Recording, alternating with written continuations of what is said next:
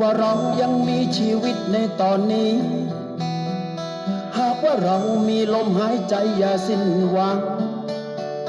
หากว่าเรายังมีพลังอย่าหยุดยั้งก้าวเดินต่อไปหนึ่งชีวิตที่เราต้องเจอความพ่ายแพ้มีกี่ครั้งที่คิดว่าเราสู้ไม่ไหวแต่สุดท้ายพวกเราก็ต้องเดินต่อไปจะหนักแค่ไหนขอให้ตั้งใจสู้กับมันหากคุณล้มก็ขอให้คุณลุกขึ้นยืนอาจจะฝืนแต่ต้องสู้เพื่อความฝันต้องอดต้องทนเพื่อคนที่รออยู่ข้างหลังเจ็บกี่ครั้งก็ขอทำให้มันชินถ้าหากท้อก็ขอให้มองไปข้างหน้าแล้วก้าวขาเดินต่อไปอย่าไว้วางวันพรุ่งนี้ทุกคนนั้นมีเท่ากันสู้ด้วยใจสู้มัน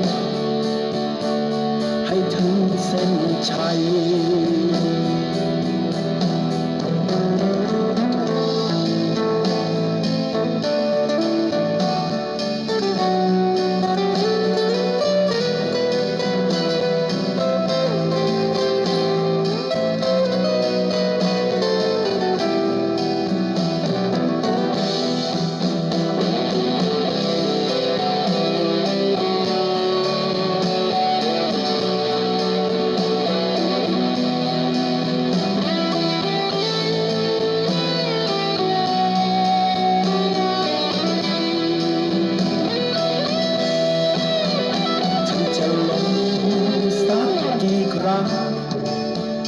จะผิดหวัง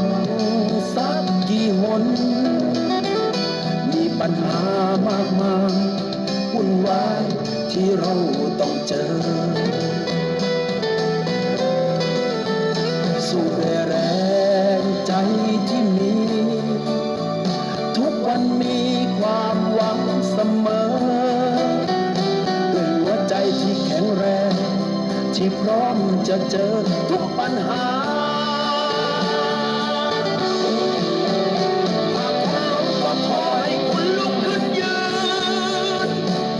จะฝืนแต่ต้องสู้เพื่อความฝัน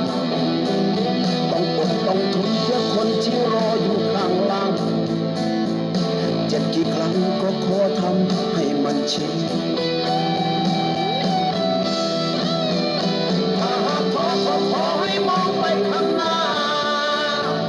แล้วก้าวขาเดินต่อไปอย่าไว้วันวันพรุ่งนี้ทุกคนนั้นมีเท่ากันสู้ด้วยใจสู้มันให้ถึงเส้นชัย